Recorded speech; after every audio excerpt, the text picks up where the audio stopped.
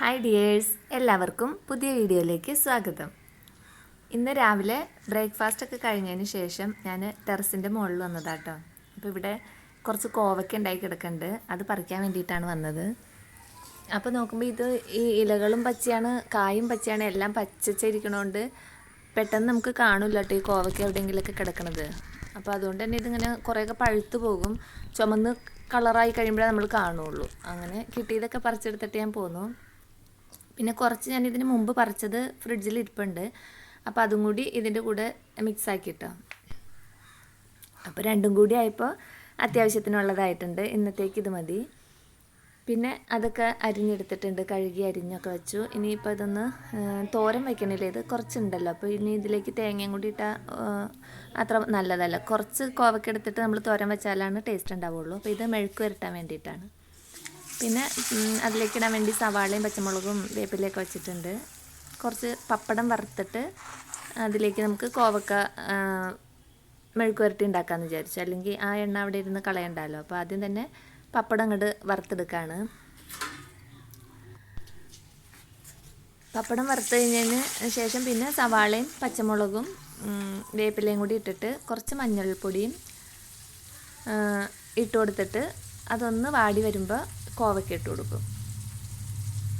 അതല്ലെങ്കിൽ ഉള്ളിയും മുളകും കുത്തി കാച്ചിയാലും നല്ലതാട്ടോ. ഇന്നിപ്പോൾ ഞാൻ ഇങ്ങനെയാണ് ചെയ്യണേ, ഞാൻ രണ്ട് രീതിയിലും ചെയ്യാറുണ്ട്. അപ്പോൾ ഇതൊക്കെ ഇനി നന്നായിട്ടൊന്ന് വാടി വരട്ടെ. അത് കഴിയുമ്പോൾ കോവയ്ക്ക ഇട്ട് കൊടുക്കാം.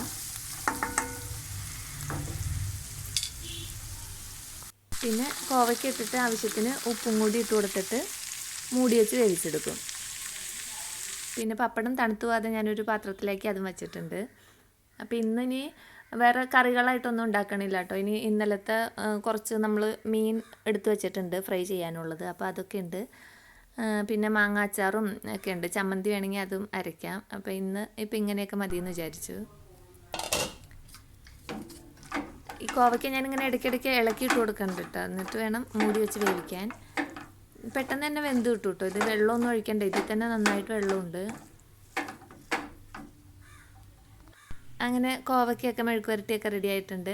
ഇവിടെ തോരൻ മാത്രം കൂട്ടി അല്ലെങ്കിൽ മെഴുക്ക് വരട്ടി മാത്രം കൂട്ടിയൊക്കെ ഊണ് കഴിക്കാൻ പിള്ളേർക്കും ഞങ്ങൾക്ക് എല്ലാവർക്കും ഇഷ്ടമാണ് കേട്ടോ. അങ്ങനെ സ്ഥിരം നമുക്ക് ചാറ് കറി അങ്ങനെ വേണമെന്ന് നിർബന്ധമൊന്നുമില്ല. ഉണ്ടാക്കില്ല എന്നല്ല, എന്നാലും ഇങ്ങനെയും കഴിക്കും. പിന്നെ മീൻ ഫ്രൈ ചെയ്യാനുണ്ടായത് എടുത്ത് ഫ്രൈ ചെയ്തുകൊണ്ടിരിക്കുകയാണ്. പിന്നെ ഇന്ന് മൊത്തം ക്ലീനിങ് ഉണ്ട് കേട്ടോ. കുറേ കാട് കയറി കിടക്കുന്ന സ്ഥലങ്ങൾ. അപ്പോൾ ഞാൻ അങ്ങനെ ഓരോ ദിവസം കുറേശ്ശെ അതങ്ങനെ ചെയ്തുകൊണ്ടിരിക്കുകയാണ്. അപ്പോൾ നമുക്ക് കൂടുതൽ ജോലികൾ തിരക്കിട്ട് ചെയ്യണ സമയത്ത് ഞാൻ ഇതുപോലെ കുക്കിങ്ങിൻ്റെ അളവ് കുറച്ചൊന്ന് കുറയ്ക്കും, അല്ലെങ്കിൽ ഇതെല്ലാം കൂടി ആകുമ്പോൾ ഒന്നും നടക്കില്ല. അപ്പോൾ അതുകൊണ്ട് ഊണൊക്കെ കഴിച്ചതിന് ശേഷം പിന്നെ ഒരു 3 മണിയായപ്പോൾ ഞാൻ മുറ്റത്തേക്ക് ഇറങ്ങിയതാട്ടോ. അപ്പോൾ കുറേ പുല്ലൊക്കെ പറിക്കാനൊക്കെ ഉണ്ട്. മുറ്റം കരിയില കിടക്കുന്ന സ്ഥലമുണ്ട്. മുറ്റം നമ്മൾ ഡെയിലി അടിക്കും. ഇത് മുറ്റത്തിൻ്റെ അപ്പുറത്തുള്ളൊരു കെട്ടുണ്ട്, കെട്ടിൻ്റെ ഉള്ളിലുള്ള കുറച്ച് സ്ഥലമാണ്. അപ്പോൾ അവിടെ എപ്പോഴും അടിക്കില്ല. അപ്പോൾ അവിടെ ഇങ്ങനെ നിറച്ച് കരിയില അടി കിടക്കുന്നുണ്ട്. പിന്നെ നോക്കുമ്പോൾ അതാ ചെത്തിയിലൊക്കെ നന്നായിട്ട് പൂ നിൽക്കുന്നുണ്ട്. അപ്പം ഞാൻ ഈ ചെത്തിപ്പൂവിൻ്റെ അടുത്തേക്ക് പോയത്, ഞാനിവിടെ വരുമ്പോൾ നല്ല വലിയ 2 പൂമ്പാറ്റകൾ അതിലിരുന്ന് തേൻ കുടിക്കണ്ടായി. പിന്നെ കുഞ്ഞു കിളികളും വരും. അപ്പോൾ ഇവരെ കണ്ടിട്ട് ഞാൻ അതൊന്ന് കിട്ടുമെന്നറിയാൻ വേണ്ടിയിട്ടാണ് ഞാൻ ഫോണും കൊണ്ട് ചെന്നതാണ്. പക്ഷേ അവരെല്ലാവരും പറന്നു പോയിട്ടാ, പൂ മാത്രം കിട്ടിയുള്ളൂ.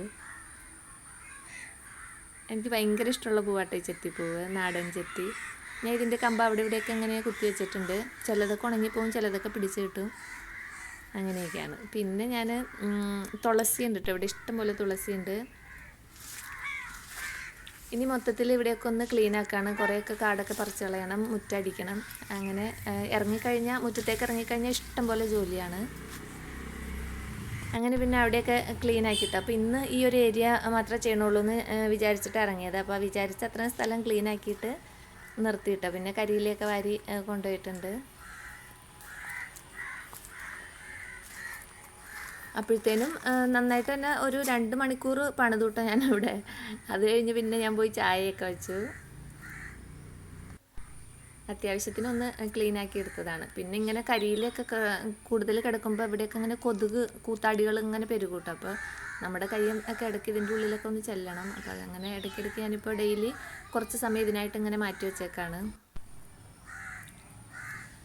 അങ്ങനെ പിന്നെ മുറ്റത്തു നിന്നൊക്കെ കയറി വന്നു കേട്ടോ. അപ്പോൾ ചായ ഉണ്ടാക്കി. ചായ അപ്പോൾ ഒരാൾക്ക് പാൽ ചായ മതി, ബാക്കി എല്ലാവർക്കും കട്ടൻ ചായ മതി എന്ന് പറഞ്ഞു. മോൾക്ക് അങ്ങനെ കട്ടൻ ചായ ഇഷ്ടമല്ല, അപ്പോൾ അവൾക്ക് പാൽ ചായ ഉണ്ടാക്കിയിട്ടുണ്ട്. പിന്നെ അതിൻ്റെ കൂടെ കഴിക്കാനായിട്ട് കുറച്ച് ഫ്രൂട്ടി ബ്രെഡും പപ്പടവടയൊക്കെ ഉണ്ടായി, അതൊക്കെ എടുത്ത് വെച്ചിട്ടുണ്ട്.